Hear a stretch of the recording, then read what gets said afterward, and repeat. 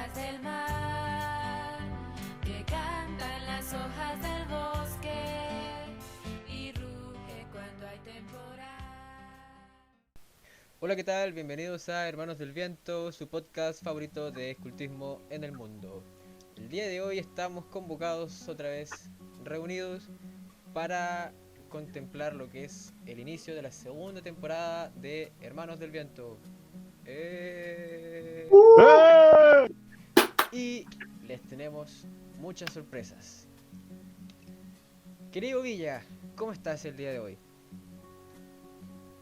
Seba, ¿cómo estás tú? Yo súper bien, emocionado, contento, feliz, ya después de bastante tiempo ponernos a grabar lo que va a ser nuestra segunda temporada para todos nuestros amigos y amigas de la comunidad guía y scout del país, po. Así que nada, súper contento de volver a estar al aire y esperemos que todo salga como lo tenemos planificado. Sí, ojalá que todo salga bien. Y hablando de segunda temporada, novedades, tenemos muchas. Pero sin lugar a dudas, la más importante es la incorporación de un nuevo integrante a nuestro equipo de trabajo. Así que un redoble de tambores. Bienvenido a Hermanos del Viento, Diego Parra. Hola, ¿qué tal, cabros? ¡Bravo! Grande. ¿Cómo están los cabros? Gracias por la invitación, formar parte de este gran proyecto tan bonito, tan que nos hace tan bien hablar de de lo que nos apasiona tanto como el escultismo, así como otras cosas. Espero ser un aporte en esta temporada y darle con todo, ¿no? Con todo el entusiasmo del mundo. Sí, a darle con todo nomás porque se vienen cosas muy buenas. Y cosas muy buenas como por ejemplo ustedes ya podrán haber notado, hemos hecho algunos cambios en el diseño del canal, esperemos, o sea, del podcast. Esperemos que les guste. Y había otra cosa que se me está olvidando. Villa, no sé si tú te acordás qué es lo que era. Yo creo que hay que conversar sobre que Diego se nos integra ya como panelista eh, anclado al programa, así que felicitaciones por ser nuestro nuevo panelista y estrella, eh, y bacán poder extender este proyecto a más scouts que quieran hacerse parte de este programa. Agrandando a la familia. Bueno, aquí tenemos en común que somos alce. Sí, pues, fuimos todos alces de distintas generaciones, pero todos alces y al fin y al cabo. Y todos de San Bartolo, que es lo que es la familia que nos vio crecer. Pero por supuesto. Y también, ya hablando meramente sobre el tema podcast, ahora, aparte que no queremos dejar de hacer las conversaciones que tenemos con invitados, pero también queremos expandir un poco más nuestro temario. Así que vamos a empezar con una sección que se llama La historia del movimiento. Así que, Villa, Parra, ¿nos podrían iluminar sobre qué puede ser la historia del movimiento?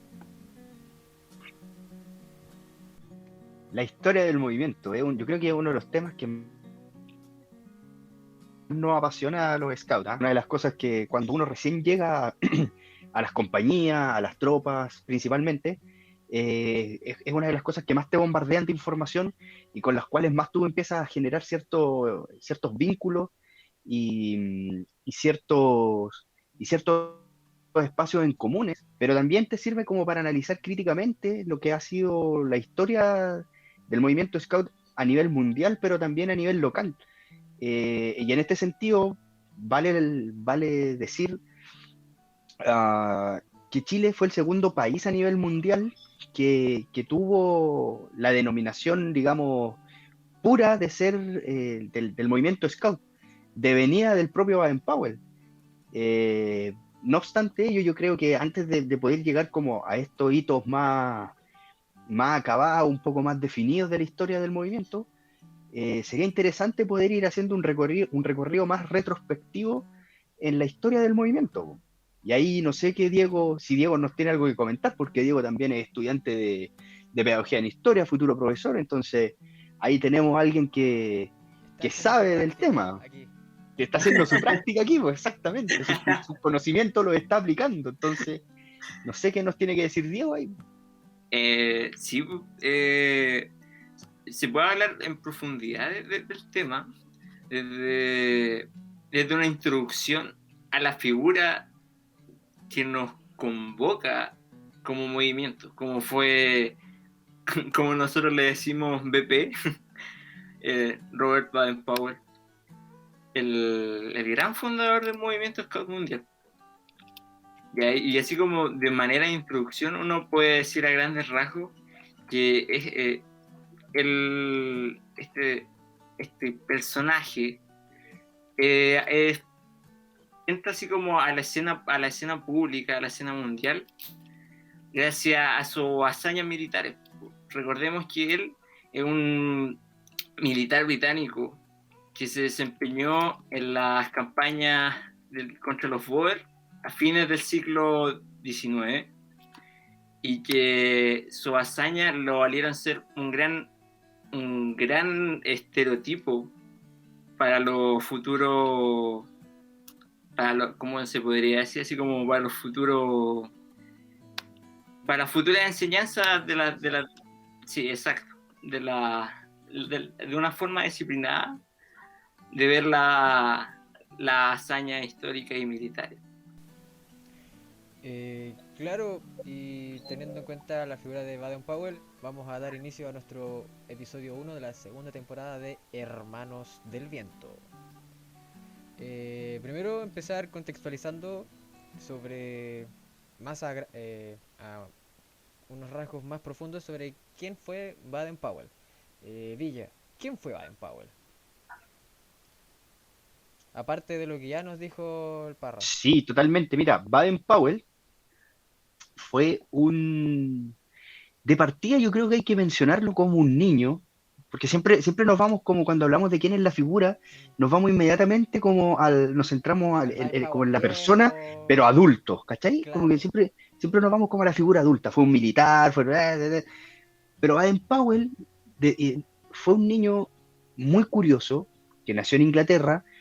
Yo creo que está de más mencionar la fecha de nacimiento porque es un dato que todo el mundo maneja, pero yo creo que el tema central de la niñez de Baden-Powell es que fue un niño muy curioso, fue un niño que despertó su curiosidad y su amor por la naturaleza desde muy pequeño.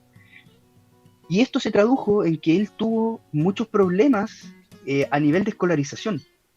Escolarmente, Baden-Powell era una persona que prefería estar fuera de la sala de clases que estar dentro de la sala de clases. Y esto le trajo muchos problemas porque él, en ese tiempo, digamos, la educación era entendida desde una perspectiva un poquito más militarizada, un poquito más de adultocentrismo, digamos, de que siempre el adulto era el que tenía la razón y el niño simplemente tenía que obedecer. Pero Baden-Powell tenía características muy disímiles a sus compañeros.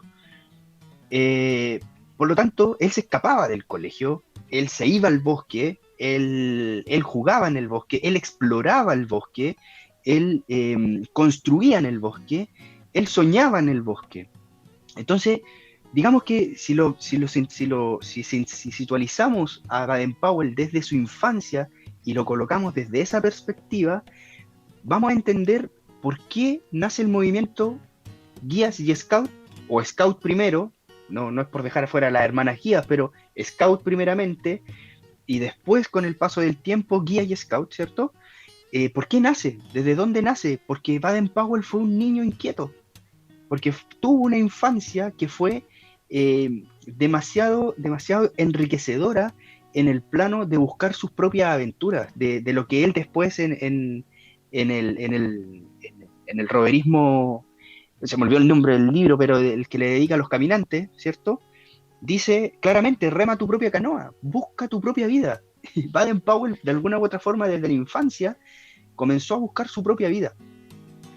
Y eso yo creo que es un hito muy importante para lo que después fue el adulto Baden-Powell, que fue un adulto claramente que eligió la senda militar, que ingresó, digamos, al ejército británico, que participó de conquistas, que siguió explorando el mundo, que incluso, ahí puede haber una reflexión mayor, pero quizás incluso también puede haber un debate, incluso se le ponen tintes de haber sido un genocida, digamos, en África, ¿cierto?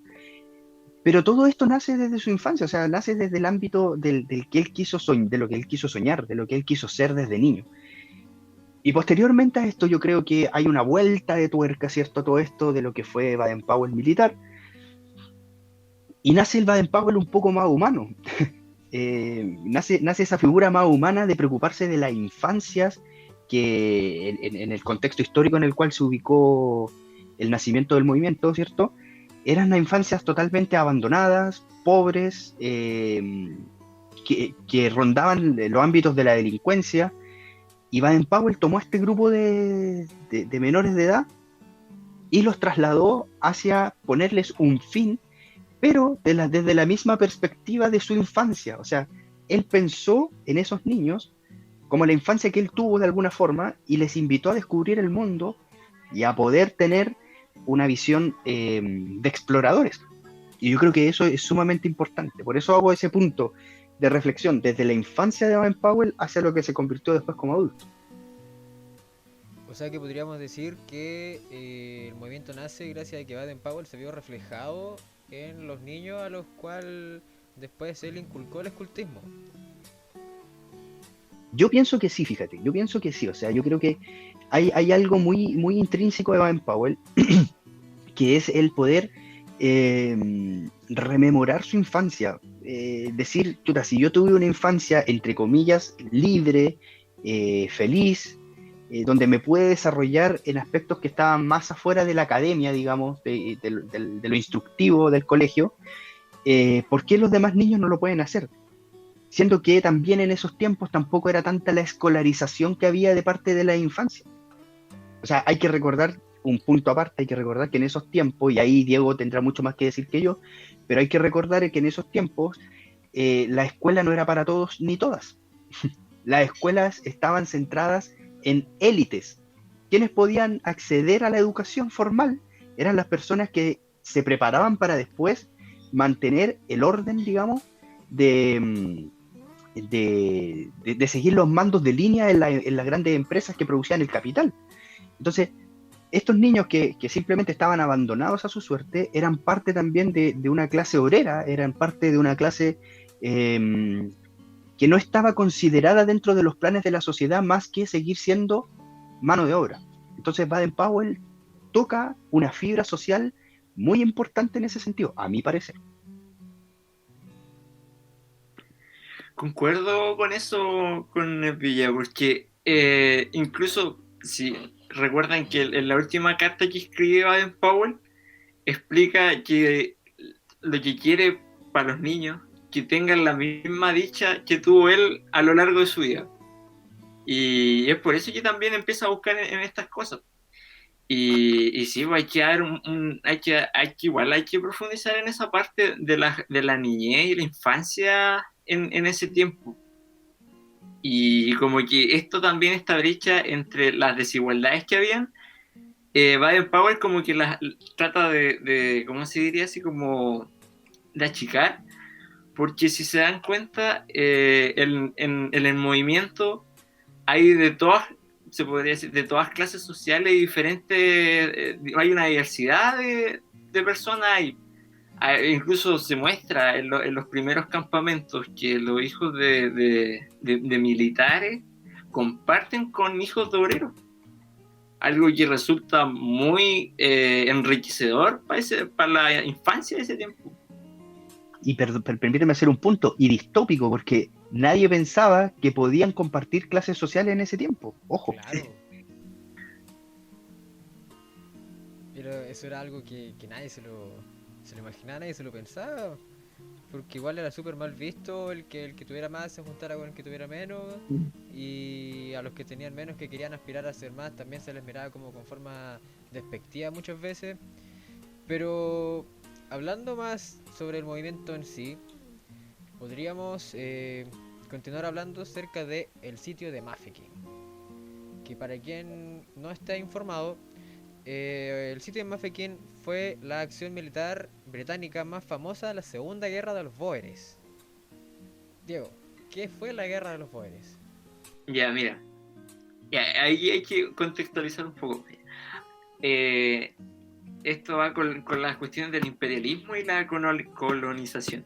En la zona que hoy día se comprende como Sudáfrica, habían dos tipos de colonias, que estaban los Boers o Afrikaners, que eran colonos holandeses o de Países Bajos, como ahora se tendría que decir, que vivían así como de la ganadería y la agricultura en esa zona.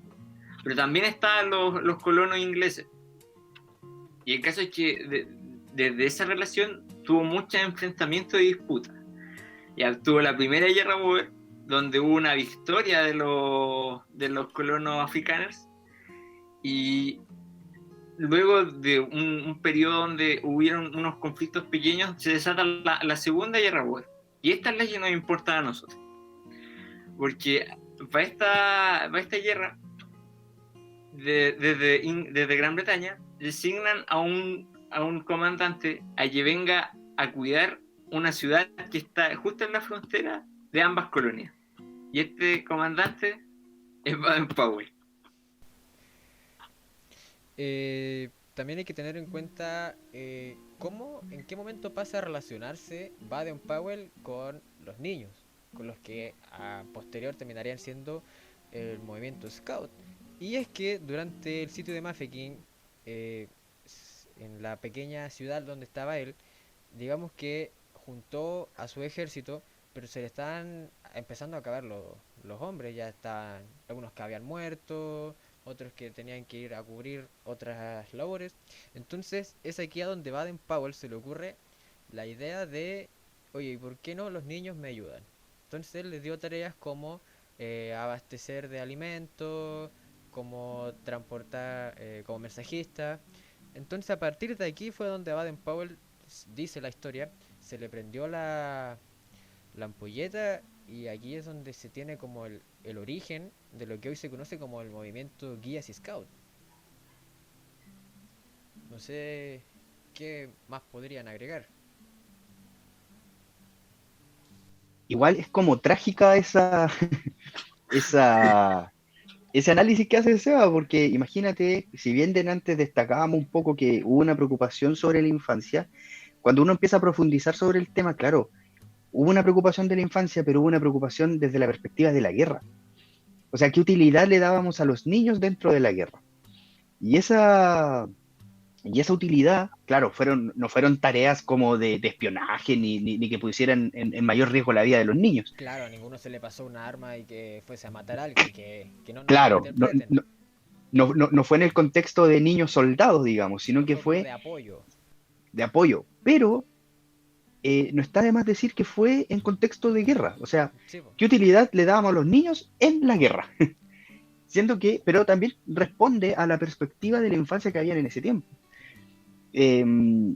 Dicho esto, me parece que no sé si el fin, o sea, no sé si el medio para el fin fue el más noble, digamos. El medio para el fin, digamos. El fin fue la creación del movimiento Scout, pero el medio, no sé si fue el más noble de todos, porque en el fondo, de todas maneras, estaba arriesgando a niños que básicamente son inocentes. Son inocentes de una guerra. Ningún niño en ninguna guerra es culpable de algo. Claro. Entonces, no sé si el medio fue el más adecuado para lograr el fin. Entonces, yo creo que esta figura que se empieza a construir en torno a Baden-Powell es digna de mucho análisis y de muchas críticas también. Y yo creo que esa es una cuestión que como movimiento Guía Scout actualmente tenemos que seguir haciendo, una labor que tenemos que seguir cumpliendo.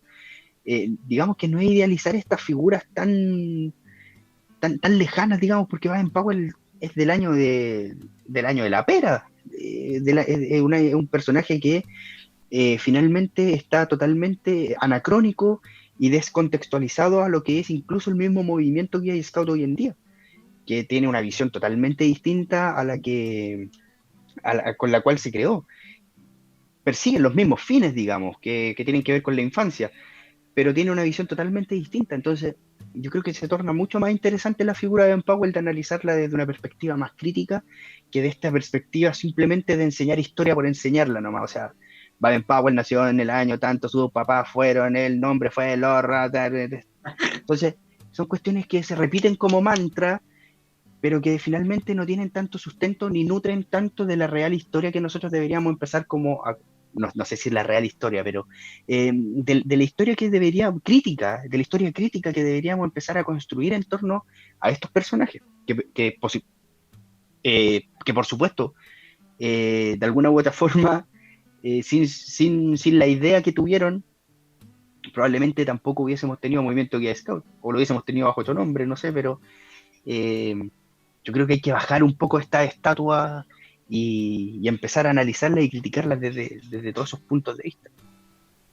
Claro, igual, mira, aquí tengo la cita que estaba buscando, que se me había perdido, la tengo aquí apuntada, que decía que Baden Powell dijo que cuando a los niños y a los jóvenes se les entrega alguna tarea, o sea, digamos, ellos se ofrecen para cumplir alguna tarea, alguna misión, ellos se esmeran en cumplirla porque no se sienten obligados a hacerla. En el fondo como que se motivan. Y también todo este mini ejército de niños, también hay que recalcar que, según cuenta la historia, fueron todos voluntarios, o sea, ninguno fue obligado. También recalcar ese pequeño punto. Mm, ¿Algo más que agregar antes de pasar al siguiente punto? Sí, pues yo creo que en un comienzo como que ni siquiera pensó en lo que se iba a transformar esta idea de juntar unos niñitos para que lo ayudaran. Y sin querer se le fue dando la idea. Creo que después igual así en sentido se reconoció a todos estos niños. Eh, si no me equivoco, en Mafeking hay como así como un monolito en honor a todos estos niños que estuvieron ayudando en todas las tareas que significa un sitio. Y, y sí, ahí incluso en el monolito sale así como aquí, si no me equivoco, así como aquí hacen un homenaje a todos los niños que significaron el origen del escultismo mundial. Y está bien en ese sentido darle importancia también como dice el Villa, no tan solo a la figura de Baden-Powell, sino también a los niños en sí. Sí, en el fondo es la columna vertebral del movimiento. Ellos son el centro de todo. Exacto. Villa, ¿nada más que agregar? No, me parece que la verdad, como decía hace un rato, o sea, yo creo que es importante empezar a darle estos matices a la historia del movimiento Guía y Scout, porque mejor sabrá Diego, digamos, pero digamos que la historia no se repite como mantra, la historia no se cuenta como el cuento de la Caperucita Roja, digamos, que todos se lo saben y así es. La historia de alguna u otra forma nos sirve también para destruirla, o sea, destruirla en el buen sentido, digamos, destruirla para el análisis. Claro, o sea, moldearla, pero si bien hay Vaya ejes centrales en la analizándola. historia, claro, si bien hay ejes centrales en la historia, puedes analizarla, interpretarla, y esas críticas las tienes que ir haciendo, porque en el fondo de esa forma nosotros vamos construyendo un mejor movimiento. Claro, siempre todo se puede mirar desde A, B, C o D posición, y porque también no todo es blanco y no todo es negro, siempre hay matices en todo, nunca nadie es totalmente bueno y nadie es totalmente malo. Y ya... Hitler fue malo, sí, Hitler fue malo. Hitler fue malo. Sí. Sí, mira, yo creo que en ese sentido, con relación a lo que dice el Villa, es como, no, la cuestión es como no tener ídolos. Si la cuestión, en el fondo ellos también son humanos, también erran, y no, pues por eso no hay que tenerlos tanto. Hay que valorar las cosas que hicieron, pero también considerar que tienen sus defectos. Hay que bajarlo de la estatua. Exacto. Exactamente, Diego. Totalmente de acuerdo. Si quieren podemos empezar ya en sí sobre lo que fue el movimiento.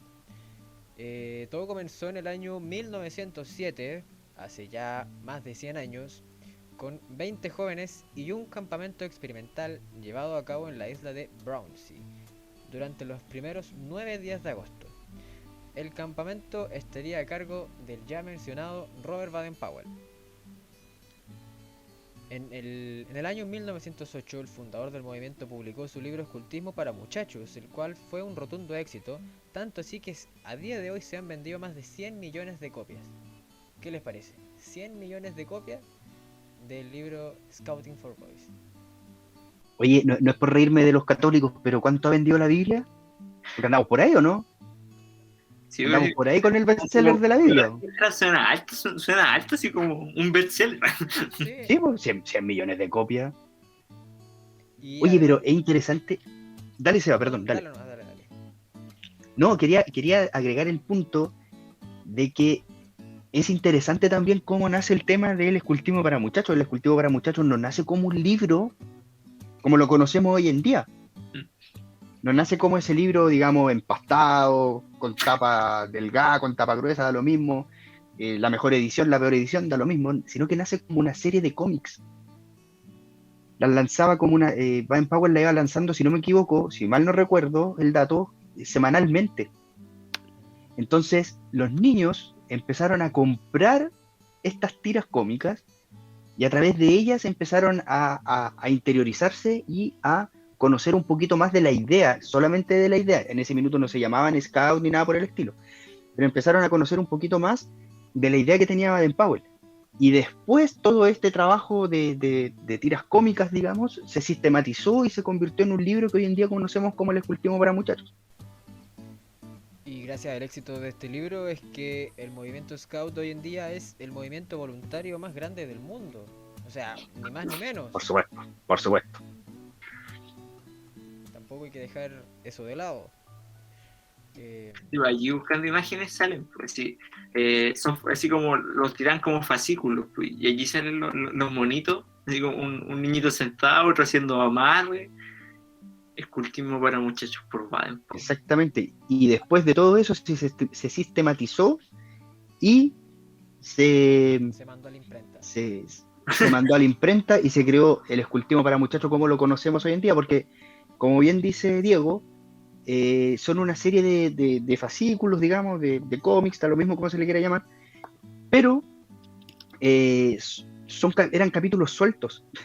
Digamos que eran capítulos sueltos, no era un libro en sí. Entonces, eso también es interesante de cómo Baden-Powell, de alguna u otra forma, logró seducir con la idea a los niños.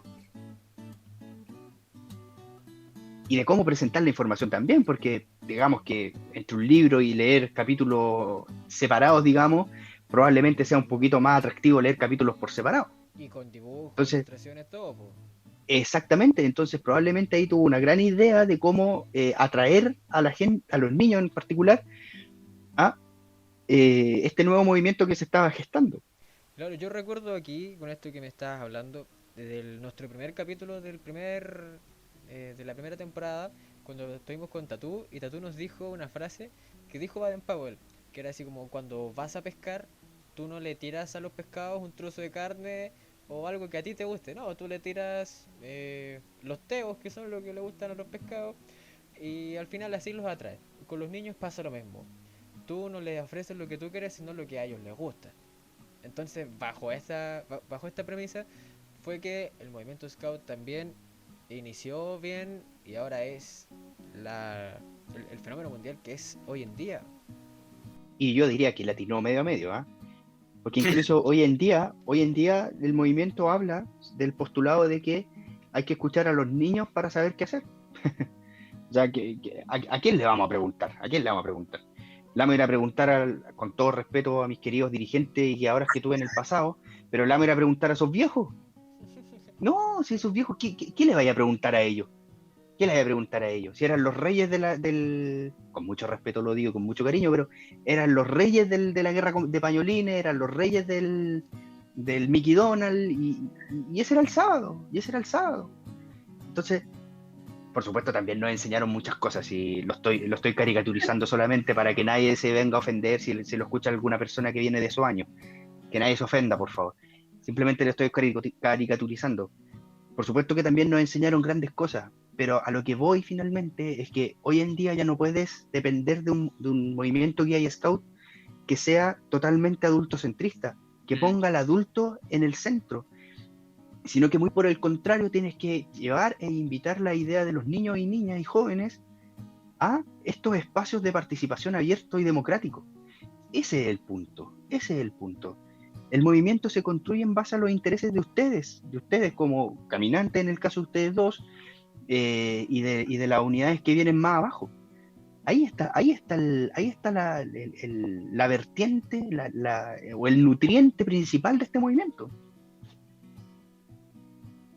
Sí, muy importante eso, decir como que bueno, se tenía que hacer eso de ir democratizando el movimiento y mostrar verdaderamente cuál es el verdadero foco que son los niños, los jóvenes en este caso, y que sin ellos el movimiento no tiene ni un sentido, porque agrupar un montón de viejos que vivieron en el año de la Cocoa, el movimiento no es más fome que chupar un clavo. Eso es verdad. ¿Cachai? Imagínate, no nos fuésemos actualizando, esta cuestión viviría de los puros recuerdos y ¿qué? Ni un brillo. Esa es mi perspectiva, cabrón, esa es mi perspectiva, ¿no? Para el año 1909, el ya mencionado Scouting for Boys ya se había traducido a 5 idiomas, lo que en esa época era algo bastante considerable. Asimismo, asociando el concepto de Boy Scout para referirse a los jóvenes que pertenecían al movimiento. Aquí nosotros, en nuestro grupo, por experiencia propia, tenemos algunos reparos con esa expresión Boy Scout, que a veces todavía no lo entiendo muy bien, pero Villa, ¿cuál es la diferencia entre un Boy Scout y un Scout? ¿O no hay ninguna? Mira, si tú me preguntas a mí, yo creo que la diferencia entre un Scout y un Boy Scout tiene que ver con el color más bien de la camisa. Y digamos cómo se portan ciertos estandartes o ciertas formalidades, digamos. Más allá de eso, yo creo que igual hay algo un poquito más denso en el tema, en un tema que no me gustaría meterme mucho para ser responsable en cuanto a la información que se emite, pero sí diría también que hay una diferencia en torno a lo metodológico, que hay una vertiente en la agrupación Boy Scout de Chile, porque ellos son, digamos, de alguna u otra forma, mira, yo te digo ellos, como si fueran otros, como si no pertenecieran a, pero hay como una especie de más purismo de parte de la agrupación de Boy Scout.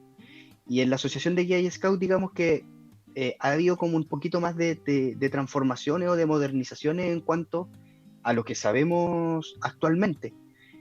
No obstante ello, me atrevería a decir también que puedo estar equivocado, porque tampoco conozco la realidad de la agrupación de Boy Scout de Chile.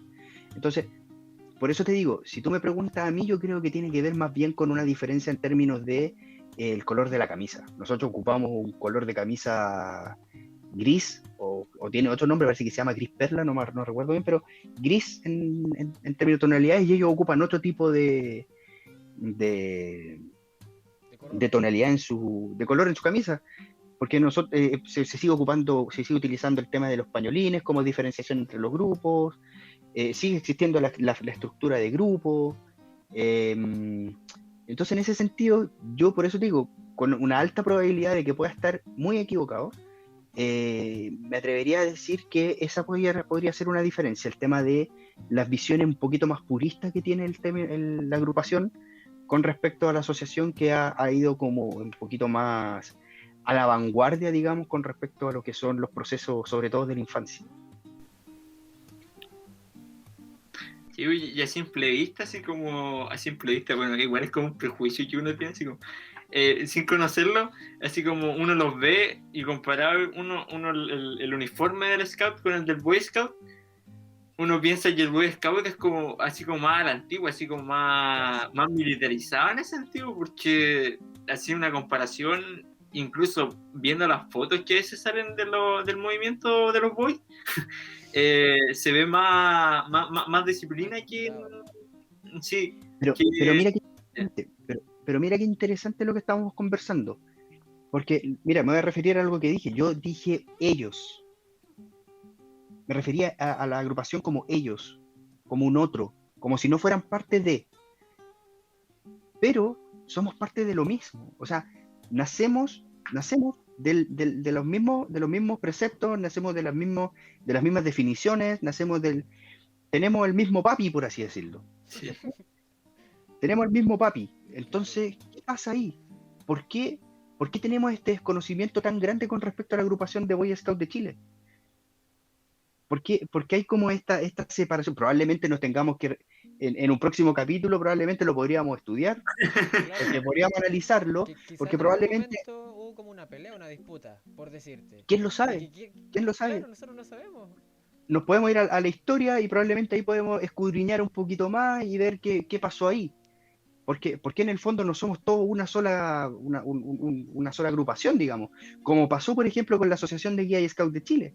La Asociación de Guía y Scout de Chile nace de, digamos, de la junta de las guías, porque las guías tuvieron en un minuto su propio movimiento en el país, de los scouts, de la Federación de Scouts Católicos, y de la misma asociación de guía y scout de Chile, perdón, de la misma asociación de scout de Chile, en ese minuto.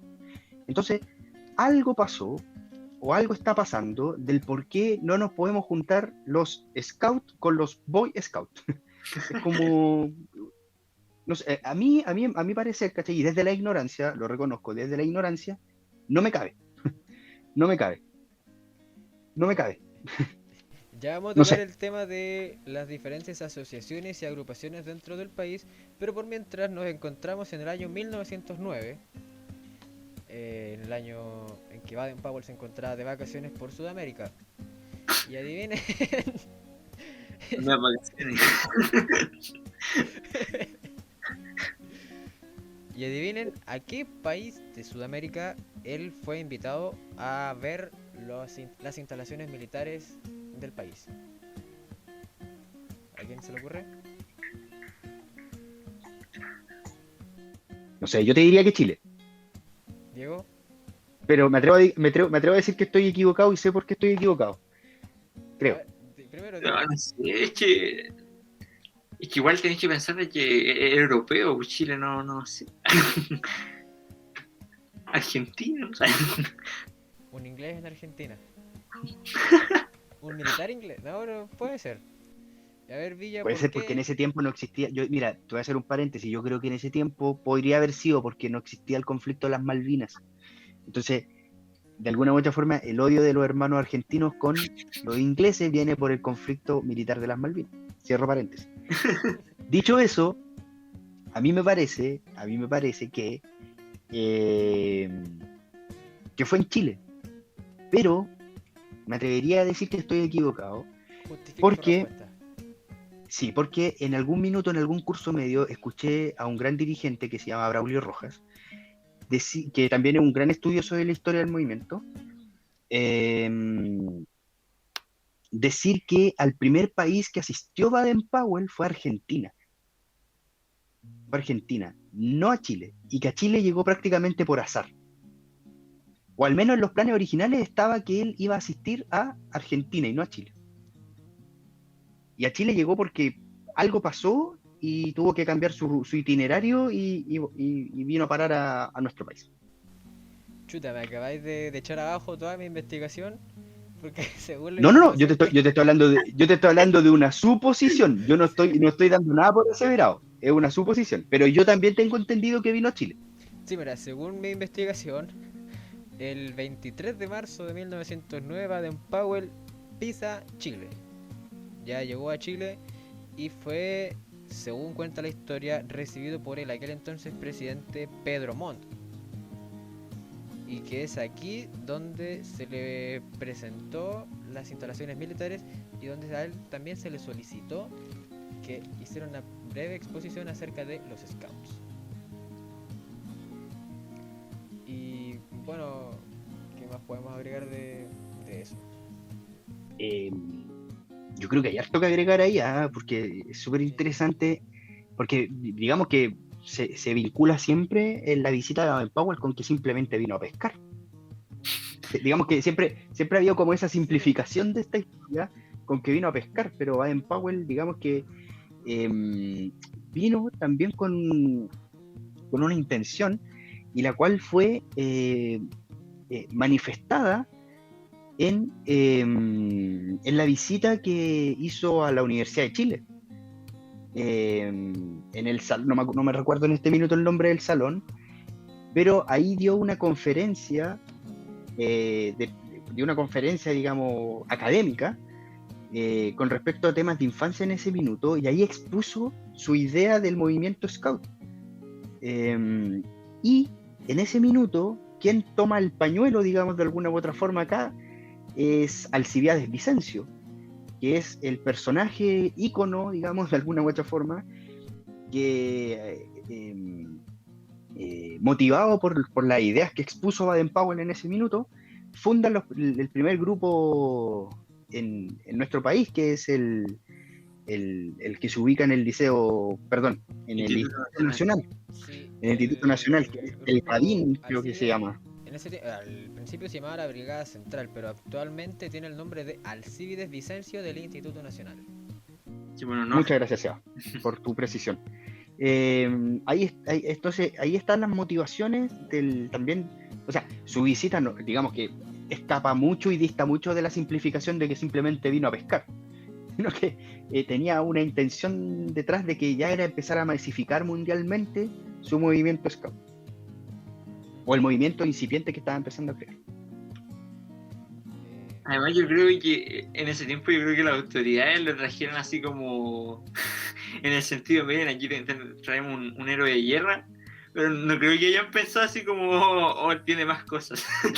Claro, y no, interesante lo que dice el Diego, porque probablemente, claro, probablemente, y vamos a traer a este viejo que sabe de guerra, ¿cierto? A que nos nutra de cómo, en ámbitos de defensa y, ¿cómo se llama esto? Y ataque, porque tenemos que también recordarnos, ¿cierto, Diego y Seba? Que el contexto de esa época era muy bélico a nivel mundial.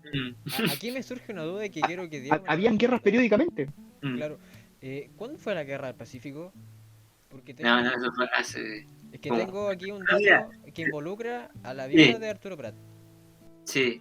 A la viuda de Arturo Prat. Yo me acuerdo que lo explicaron cuando estábamos en la tropa.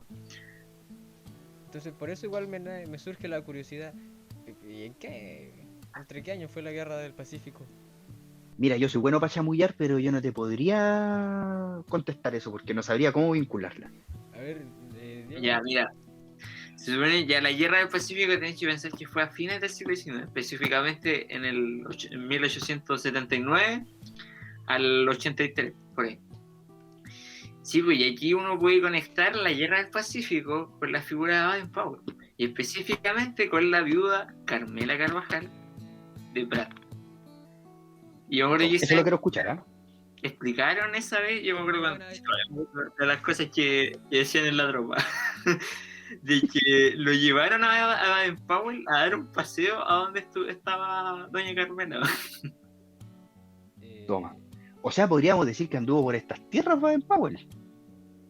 Claro. No, sí, no sé dónde vivía. Bueno, o sea, suponiendo que todavía era de estas tierras Carmela Carvajal, podríamos pensar que vino por acá en estas... Idea, ¿viste? Idea. Claro. No son más que idea. Yo tengo aquí que el 21 de mayo de 1909 se realizó la primera excursión al Puente de los Morros en Buin. Me imagino que habrán partido desde el Instituto Nacional, donde estaba el grupo. Me imagino yo. Claro. Sendo pique. Claro. Y esta es la fecha que se reconoce como la fundación del movimiento, el 21 de mayo, que además surge la duda porque hay quienes defienden la postura de que se fundó en Chile el 5 de mayo. Y aquí es porque fue la fecha en la que la excursión de los niños que salió del Instituto Nacional fue a visitar a Carmela Carvajal. Esa es como la información que logré rescatar. Mira, yo me estoy desayunando esto, no lo tenía ni la menor idea. En los veintitantos años que llevo siendo scout no había escuchado esta información, te lo juro. Me lo estoy desayunando. Me parece súper interesante. Sumamente interesante. Sí, es que igual siempre se generan esas disputas entre qué día se fundó oficialmente, y bueno, y pasa con varias instituciones, Muchas cosas, claro. con muchas cosas, porque uno puede decir, sí, pues, bueno, la primera vez que se formó una patrulla, si se podría decir, se podría contar como una fundación, pero también se puede considerar el día donde se inscribe como institución como una fundación también. Claro, Sí, igual sí. siempre se va a prestar para la polémica. Claro, sin ir más lejos, la fecha en la que se celebra las fiestas patrias, hay muchos quienes piensan que es la independencia de Chile, pero en realidad no es la independencia de Chile, es porque No, es la primera junta de gobierno. en la primera junta de gobierno. Y aquí pasó algo similar porque el 5 de mayo, aparte de la visita a la viuda de Arturo Prat, fue cuando se conformó el primer directorio general de la agrupación de Scouts. ¿Algo que comentar? Yo creo que nunca pensó así como todo lo que iba a generar, así como para mí que fue como una bola de nieve que tiró y terminó una avalancha total el movimiento. Yo estoy totalmente de acuerdo con esa idea, o sea, yo creo que jamás estuvo en su mente. Es más, me da por pensar de que simplemente tenía la idea de crearlo para su grupito de niños nomás. Y que probablemente ni siquiera él tuvo la intención de que trascendiera tanto el tema. Probablemente probablemente hubo algún minuto en la vida que sí lo buscó. Que sí lo buscó porque ya se dio cuenta de que daba para más, digamos. Pero yo creo que la idea principal no estaba en que fuese un movimiento ni siquiera mundial, sino que era un movimiento simplemente de rescate de infancia ahí en ese contexto bélico, digamos. Claro. Nada más que agregar por ninguno de los dos. No, mira, espérate, mira, deja hacer una acotación por ejemplo, hemos hablado harto del uniforme. Y uno tiene que buscar por qué se usa el uniforme. Pues, ahora, además desde el punto de vista militar, de que, así como se más disciplinado. Y de la formalidad y la solemnidad y todo el tema, claro. Hay un porqué. Baden Powell busca también la creación, significó la fraternidad entre los cabros y hacía que, como habíamos planteado antes, que el pobre, si se podría decir así, entre comillas, el pobre, Claro, con el que entenderlo. tenía más plata, no tuvieran ese contacto, fueran iguales ante el movimiento. Claro, que es como a priori la función del uniforme, digamos. El uniforme. Que no hayan diferencias entre personas y personas. Ya para ir cerrando, tengo aquí algunos datos sobre las asociaciones, agrupaciones y movimientos de Chile. Y las tengo ordenadas cronológicamente. A ver. Tengo que la Asociación de Boy Scouts de Chile se fundó en 1909 y dejó de existir en 1974 como tal. En 1967 se forma el movimiento de Reforma Scout. En el año 1960 se forma la Federación de Scouts Católicos.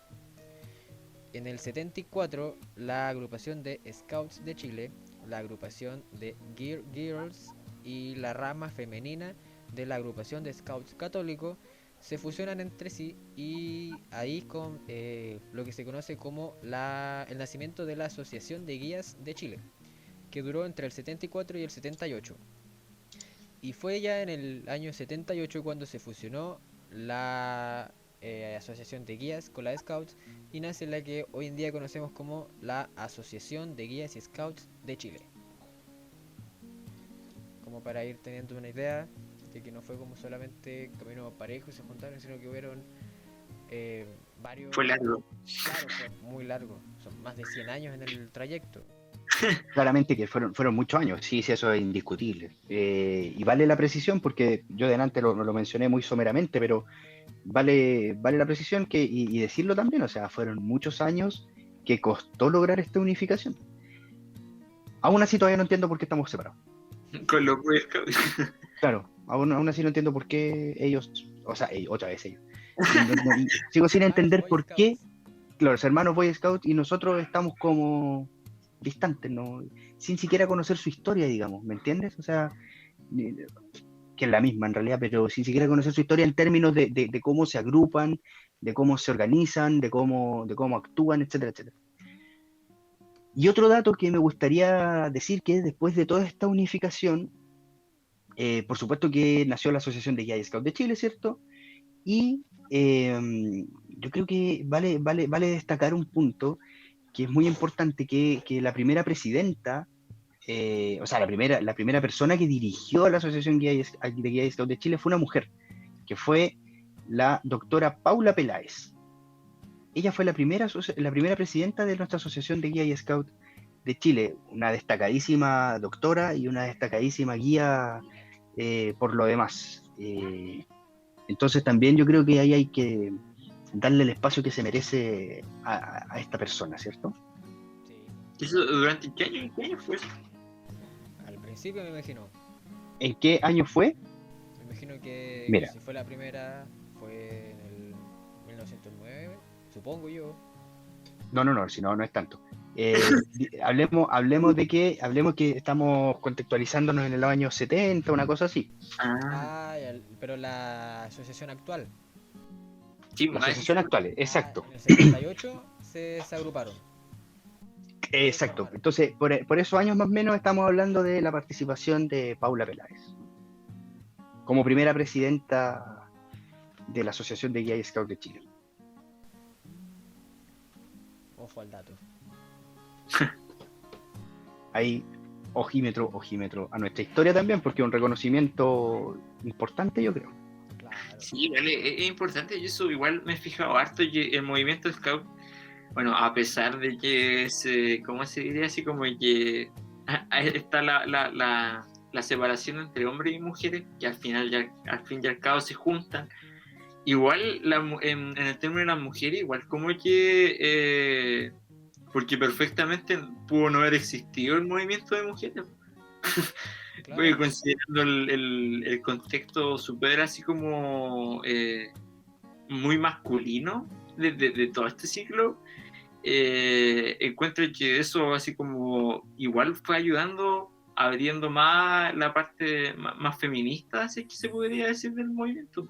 Claro, o sea, si partimos que en un principio el movimiento nació como una pequeña ala, digamos, de un militar, y los militares van a la guerra, y a la guerra pues, en esos tiempos iban los hombres solamente. Entonces, que en algún momento es importante. incorporado las mujeres fue algo bastante importante y que habla bastante bien del movimiento. O sea, al fin y al cabo es como la consigna bajo la que nació de que los jóvenes, entiéndase hombres y mujeres, tienen que tener una infancia, una juventud, digamos, como lo decía Elvilla, libre, feliz, y que ellos sean los protagonistas de su historia. Y yo creo que también ustedes tocan un punto súper importante que no lo habíamos mencionado anteriormente, que tiene que ver con que justamente el movimiento Scout en su inicio, por favor que esto se entienda bien, en su inicio no fue pensado para que participaran mujeres, sino que después, con el correr de los años, la misma hermana de Baden-Powell, ¿cierto? Agnes Powell, fue quien de alguna u otra forma incorpora, y aquí yo quiero hacer una precisión porque muchas veces se habla de que copia. No copia, simplemente incorpora a las mujeres a la vida del escultismo, entre comillas, creando el movimiento guía. Entonces, yo creo que también hay que tener esa precisión de mencionar que de alguna u otra forma el movimiento guía no es una copia del movimiento Scout. Y que ha sido una idea que ha rondado muchos años y que como bien mencionan ustedes, perpetúa muchas conductas machistas dentro de la asociación, que han excluido a las mujeres de alguna forma de los espacios de toma de decisiones, de los espacios de liderazgo, ¿cierto? Que con el correr de los años, por supuesto, se han ido un poquito más estrechando. Tampoco no sé si alguna hermana guía tendrá la percepción de que hoy en día es totalmente paritario el tema, pero al menos se han ido, ¿cómo se llama esto? Aumentando los espacios de participación, sí, de las mujeres y de liderazgo también. Entonces, en ese sentido, yo creo que también es importante rescatar la historia del guidismo, que contarla como un episodio importante, por supuesto, dentro de la historia del movimiento, pero que se construye bajo los lineamientos de mujeres que se incorporaron al movimiento Guía y Scout, no que copiaron la idea. Entonces, en ese sentido, yo quería hacer como esa reflexión. Podríamos hacer un capítulo Y, sobre la historia del guidismo. De hecho, por lo supuesto, vamos a hacer. e invitar a guías, porque si vamos a hablar los tres pelotudos aquí, no sé si tenga mucho sentido hablar entre tres hombres mismo, no sé. Lo dejo ahí, lo dejo ahí. Ya gestionaremos Pero quién nada, traer. exacto, pero nada, yo creo que sí hay que dar el espacio que se merece el guidismo dentro del movimiento. Y muy más encima, la formación, si uno se pone a pensar en el ámbito histórico, es como justo en ese mismo momento está toda esta cuestión de la sufragista en Inglaterra, del voto femenino, de la emancipación, es como que vino justo al... Se juntó todo. Exacto, ya estaban empezando a, entre comillas, nacer también los movimientos feministas en Europa principalmente, y en América Latina también se estaban dando procesos emancipatorios, entonces yo creo que, como bien dice el Seba, yo creo que el guidismo da para un capítulo, Sí, ojo, da para un capítulo, pero con guías, Claro. sí, no con los tres pelotudos aquí hablando de guidismo, intentando solucionarle la vida a las mujeres, no, no, Claro, no sé, nosotros quizás la historia, lo que se puede leer, lo que se puede contar, podemos aportar, pero la visión desde adentro tiene que ser una guía. claro, sí. exacto, exactamente. Bueno, ya estamos llegando a la hora de grabación, así que ya es un buen momento para empezar a despedirse. Sin antes mencionar que este podcast lo pueden escuchar en Spotify, en Apple Podcast, en Google Podcast, en YouTube y en una amplia serie de plataformas más que las encuentras en nuestras redes sociales como arroba HD, no, Hermanos del Viento, no me acuerdo, Sí. sí, arroba Hermanos del Viento en Instagram. Y también en el canal de YouTube puedes encontrar el enlace directo a todas las plataformas donde nos puedes encontrar. Así que, nada, para ir cerrando, Villa, Diego, ¿algún mensaje para despedirse? Bueno, yo quiero partir un poco, no despidiéndome del programa, pero sí anunciando un poquito también que nuestro panelista estelar va a ser Diego. Yo probablemente por asuntos académicos me tenga que estar ausentando por algunos capítulos, pero yo sé que el proyecto queda en dos muy buenas manos, que se va a seguir, que va a seguir creciendo, y ojalá que lo podamos seguir expandiendo a más auditores y que la comunidad Guía y Scout lo tome como un espacio donde se puedan entretener, pero a la vez ir conociendo un poquito más sobre nuestra propia cultura de las guías y los scouts. Así que, por supuesto, yo voy a estar como panelista. ¿Cómo se le llama a los panelistas que van y vienen? Ocasional. Ya Episodio. digámosle, sí. Episódico, ocasional, como panelista episódico ocasional, voy a ser en algún. Esporádico. Voy a estar en algunos capítulos, sí, pero ya no voy a estar grabando todos los capítulos, así que dejo el podcast, el proyecto en realidad en muy buenas manos, en las manos de dos grandes scouts como el Seba y el Diego. Y nada, pues la invitación es a que sigan creciendo en su proyecto y que sea todo puro éxito de aquí en adelante. Diego, ¿algo que agregar al cierre?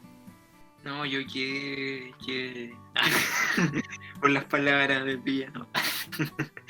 No, porque agradecer por la invitación, por estar aquí, ponerle todo el aguante nomás y echarle para adelante.